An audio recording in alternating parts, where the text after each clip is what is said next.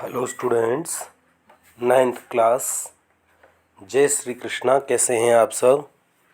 उम्मीद है आप सभी ठीक होंगे, बेहतर होंगे, तंदुरुस्त होंगे। और बहुत सारे बच्चे तो जुड़े हुए हैं ही हैं, और जो जुड़े हुए हैं उनके लिए आज एक जो 4th चैप्टर मैंने आपको करा दिया था उस दिन, जिस दिन केमिकल फार्मूलेज वाला टेस्ट था, उस दिन हम नहीं ले पाए थे। और क्योंकि टेस्ट होना, इसी वजह से मैंने जो 4th चैप्टर का सेकंड पार्ट आपको वीडियो लेक्चर के रूप में नहीं भेजा था, तो उसे मैं कंप्लीट कर रहा हूँ अपना काम। रदरफोर्ड मॉडल में बताया था, रदरफोर्ड ने जो एक्सपेरिमेंट किया, उस एक्सपेरिमेंट के बाद में उसने एक मॉडल दिया। उसने ये बताया कि एटम में जो है पॉजिटिव चार्ज बीच में होता है और जो नेगेटिव चार्ज है, इलेक्ट्रॉन है, उसके चारों ओर रिवॉल्व करते रहते हैं। लेकिन एक प्रॉब्लम आ रही थी, और जो साइंटिस्ट लोग थे वो ये कह रही थी कि जब जो एटम है वो रिवॉल्व कर रहा है इलेक्ट्रॉन, तो वो क्या करेगा, एनर्जी का रेडिएशंस लॉस करेगा, लॉस करते हुए न्यूक्लियस के पास आ जाएगा, and finally it will fall into the nucleus, nucleus में गिर जाएगा, तो एटम विल बी डिस्ट्रॉयड। तो एटम जो है डिस्ट्रॉय हो जाएगा। लेकिन प्रॉब्लम ये ऐसा नहीं है, तो ऐसा हुआ नहीं रियलिटी में, और एटम जो है डिस्ट्रॉय होता नहीं है। तो ये जो एक्सपेरिमेंट, ये जो उसका मॉडल था, ये ख़राब हो गया, सही नहीं रहा साइंटिस्टों के अकॉर्डिंग। जी, तो ये जो रदरफोर्ड का जो एक्सपेरिमेंट का मॉडल था वो फेल हो गया, और प्रेजेंट में जो मॉडल है it was given by Niels Bohr, and Niels Bohr represent his model. He explained that nucleus is present between the center of the atom and the proton and neutron are present in it. ठीक है, nucleus है, nucleus में proton है अंदर और neutron है अंदर, और जो इलेक्ट्रॉन हैं they revolve around the fix energy levels, these are called shells और orbits, and because their energy level is fixed, so electron do not, when electron revolve around in the cells, it do not revolve energy, and it do not release any energy because the energy level is the same. तो इस तरह से ये जो move करते हैं, तो इनके लिए एनर्जी लेवल फिक्स था, और फिक्स एनर्जी लेवल के लिए जो है ये फर्स्ट सेल जो है वो न्यूक्लियस, एक मिनट, फर्स्टली न्यूक्लियस हो गया, न्यूट्रॉन हो गए, प्रोटॉन हो गए, ये के सेल कहलाया। ठीक है, सेकंड दूसरे जिसमें 2 इलेक्ट्रॉन होते हैं ये एल सेल कहलाया।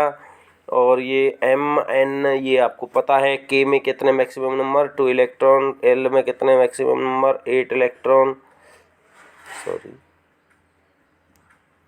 ठीक है, एल में 8 इलेक्ट्रॉन, एम के अंदर जो है वो, एम के अंदर जो है वो 18 इलेक्ट्रॉन मैक्सिमम आते हैं।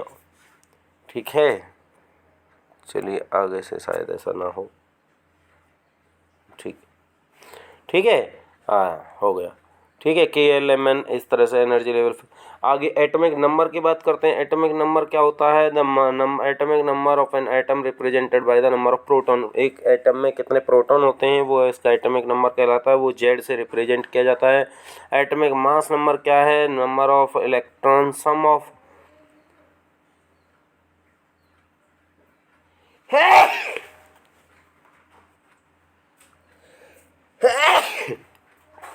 Krishna Madhav, sum of number of proton and neutron in the nucleus, present in nucleus. Nucleus में कितने प्रोटॉन है कितने न्यूट्रॉन है, इनका सम जो है वो क्या कहलाता है? Atomic mass number. ये नीचे एटॉमिक नंबर, ऊपर एटॉमिक मास नंबर, बीच में सिंबल। और इसके बाद आइसोटॉप्स और आइसोबार के बारे में आते हैं। आइसोटॉप्स क्या होते हैं? आइसोटॉप्स क्या होते हैं? व्हेन 2 और मोर atoms of the same element having same atomic number but have different atomic mass number. देखिए, एक बात तो ये, एक ही एटम के एटम होने चाहिए, एक ही एलिमेंट के, सभी का एटॉमिक नंबर सेम होना चाहिए, 1 1 1, लेकिन एटॉमिक मास नंबर सभी का डिफरेंट हो, 1 2 3 अलग अलग हो गया। क्यों? तो क्या हो गए? आइसोटॉप्स कह रहे। आइसोबार्स क्या हो गए? क्लोरीन के आइसोटॉप्स C17 35, C17 37। ये। और आइसोबार क्या हो गए, आइसोबार है एटम और टू और मोर एटम ऑफ डिफरेंट एलिमेंट। उसमें तो थे सेम एलिमेंट, इसमें डिफरेंट एलिमेंट। उसमें एटॉमिक नंबर सेम थे, इसमें एटॉमिक मास नंबर सेम है, ठीक है ना। एटॉमिक मास नंबर सेम है और एटॉमिक नंबर जो है वो डिफरेंट है। तो ये चीज़ें भी आपको ध्यान रखनी ही पड़ेंगी कहीं ना कहीं से। और आइसोबार हो गया, आइसोबार हो गया। आइसोबार के जो है एग्जाम्पल आपके हो गए क्या, 16, 14 और 7, 6, 14 कार्बन और 7, 14 नाइट्रोजन, आर्गन 18, 40, कैल्शियम 8, 20, 40। ठीक है जी। तो ये हो गए सब चीज़ें। अब एक लास्ट क्वेश्चन आता है, बहुत इंपॉर्टेंट क्वेश्चन है। क्या है, हम जो है क्लोरीन के एटॉमिक अभी अभी पढ़ा था, अभी अभी हम पढ़ रहे थे क्या कि क्लोरीन का एटॉमिक नंबर, ये 2 आइसोटॉप हैं, 17, 35 और 37।